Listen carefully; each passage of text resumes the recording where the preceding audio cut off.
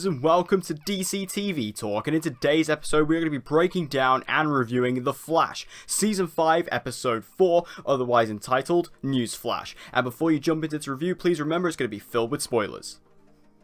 So the first thing I want to talk about in this episode is the introduction of the new metahuman in this episode, which is Spencer Young, otherwise known as Spin in the comics. Now, Spin is a metahuman and also a character from the comics, however, they've actually gender swapped it for the show, so it's a male in the comics, but they've changed it to a female for the show. And I have to say, I actually really like this character. I think this villain was really creative for the show. It works for something like The Flash, and I really like the concept of, the fact that we're introducing this meta tech, which is really interesting, the fact that dark matter can not only affect humans, but can also affect technology, and it was actually Spencer Young's phone that was the problem. Spencer Young herself was not actually a metahuman. Instead, her phone was actually infected with dark matter, meaning that any headline that's read will make that headline actually happen, which was a really creative and interesting tool for the Flash writers to use to set up some really awesome events, like the XS versus Flash fight was really cool, and that all happened because there was the headline of XS kills the Flash, and there were things like that which were really nice and really fun and creative to kind of play with. And overall, I think Spencer Young was a really interesting addition. I liked that she had a connection to Iris. I liked the fact that she had a connection to Nora in a way, which I'll get onto later. And I just thought this was a great character for this. I was really surprised by how much I actually enjoyed this new metahuman character. Now, you see Spin's powers kind of come into fruition in two scenes. You see a softball scene, which was a bit more comedic and a bit more, kind of like a comic relief scene, where we see a police officer is actually brainwashed to basically try and start a bomb, blow up a bomb in the middle of this event and be like a terrorist type of event. And there's another scene where there's a fire at Central City Picture News, which is where Iris used to work. And, they have the whole idea, big fire starts, blah, blah, blah. And then she actually sends the Flash to Vegas as she put up the headline, "The Flash spotted in Vegas," and Barry just does one and runs to Vegas. So you do get to see some cool displays of how these powers are actually used and what their effects can actually entail. Now, a pairing that I really have to mention in this review is the pairing of Sherlock Wells and also Ralph Dibny.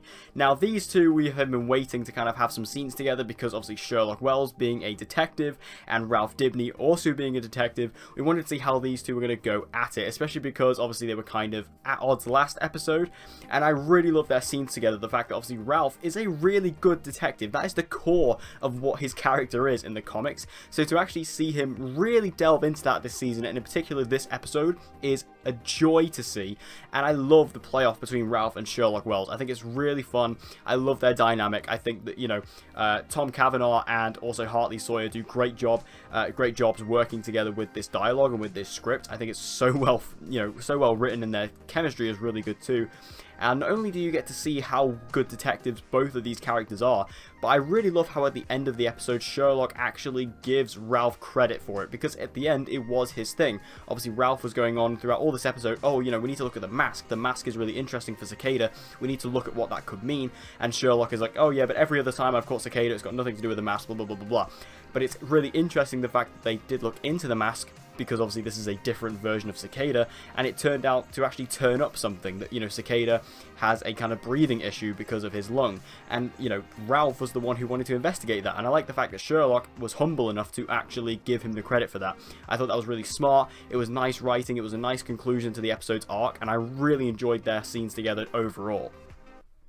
Now, Iris and Nora in this episode were still at odds, as they have been ever since these two characters have met. And obviously a big theory and big mystery going into this season has been what is going on between Nora and Iris. Why does Nora have a cold shoulder towards Iris? What's going on with that?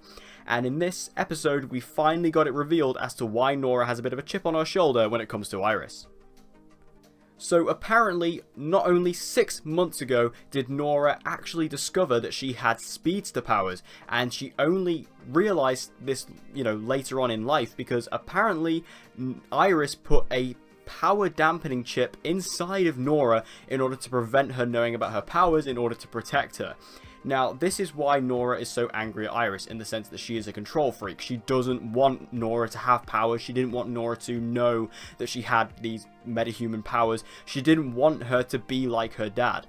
And that is a really interesting plot point for Iris, because given what Iris is like, you're never quite sure how she's going to get to that point, and I'm sure this will be explored as the season goes on, as how Iris kind of gets to this point. Now, what I have to say about all this is that I love the way they resolved it, because you have the scene where they reveal it and Iris kind of talks to Barry about it, and then you have the scene where Iris goes and speaks to Nora, and, you know, she says, you know, even though I did dampen your powers, I'm really sorry about that.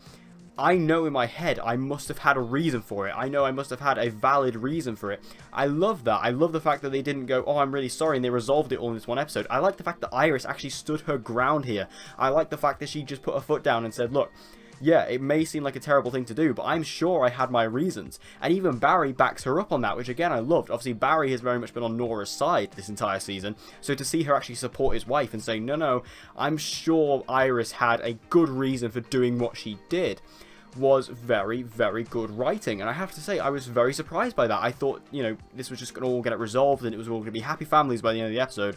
But it's not. Nora and Iris then it's not done, you know, it's not resolved. There's still some, you know, tension there that still needs to be ironed out. And I like the fact that Iris stood her ground here. Very, very impressed with that. And obviously this does lead into the scene where we get to see Nora and Barry fight each other in the stadium, and this leads into the idea that, you know, maybe Nora is not in control of her powers entirely. You know, she was brainwashed, and this leads to her attacking her dad, almost trying to kill her dad. So, you know, there are hints as to what might have happened here, and this also may hint towards why, you know, maybe there's something more going on with Nora that was hinted at last episode. So there's some stuff going on here.